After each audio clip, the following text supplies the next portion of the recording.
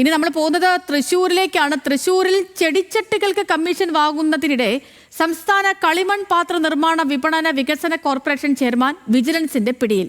വില്ലടം സ്വദേശി കുട്ടമണിയാണ് അറസ്റ്റിലായത്. 5372 ചെടിച്ചട്ടികളിൽ ഒരു ചെടിച്ചട്ടിക്ക് 3 രൂപ വീതമാണ് കമ്മീഷൻ ആവശ്യപ്പെട്ടത്. അനൽക സെയ്ദാണ് വിവരങ്ങളുമായി ചേർന്നത്. അനൽക,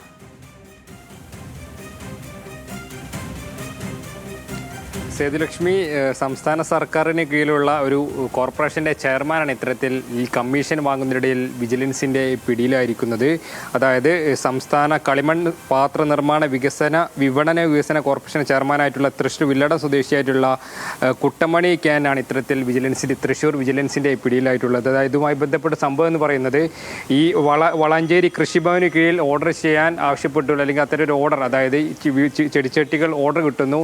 ഇതുമായി ബന്ധപ്പെട്ട് ടെൻഡർ ക്ഷണിക്കുന്ന വേളയിലാണ് ഈ കുട്ടമണി ഇത്തരത്തിലൊരു കമ്മീഷൻ ആവശ്യപ്പെട്ടത്. അതായത് ഒരു ചെടിച്ചട്ടിക്ക് 3 രൂപ എന്ന രീതിയിലാണ് കമ്മീഷൻ ആവശ്യപ്പെട്ടത്. അങ്ങനെ 25,000 രൂപയായിരുന്നു ആദ്യഘട്ടത്തിൽ കമ്മീഷൻ ആവശ്യപ്പെട്ടത്. ആ ഘട്ടത്തിൽ തന്നെ ഈ കോഴിക്കോട് സ്വദേശിയായിട്ടുള്ള ഈ യൂണിറ്റിൻ്റെ, അതായത് ഈ യൂണിറ്റിൻ്റെ ഉടമ ഇത്തരത്തിൽ വിജിലൻസിനെ അറിയിക്കുന്നു. വിജിലൻസിൻ്റെ നിർദ്ദേശപ്രകാരമാണ് ഇത്തരത്തിൽ 10,000 രൂപ കൊടുക്കാൻ എന്ന ഘട്ടത്തിലേക്ക് എത്തുന്നു. ആ ഘട്ടത്തിലാണ് തൃശ്ശൂർ വടക്കേ സ്റ്റാൻഡിലെ ഇന്ത്യൻ കോഫി ഹൗസിൽ വെച്ചിട്ട് തൃശ്ശൂർ വിജിലൻസ് യൂണിറ്റ് ഇത്തരത്തിൽ ഇയാളായി കുട്ടമണിയെ അറസ്റ്റ് ചെയ്യുന്നത്. ഇതിനുശേഷം അദ്ദേഹത്തെ തൃശ്ശൂർ ജില്ലാ ആശുപത്രിയിൽ വൈദ്യപരിശോധനയ്ക്ക് വേണ്ടി ഹാജരാക്കിയിട്ടുണ്ട്. അതിനുശേഷം മറ്റ് നടപടിയിലേക്ക് കടക്കുന്നതായിരിക്കും.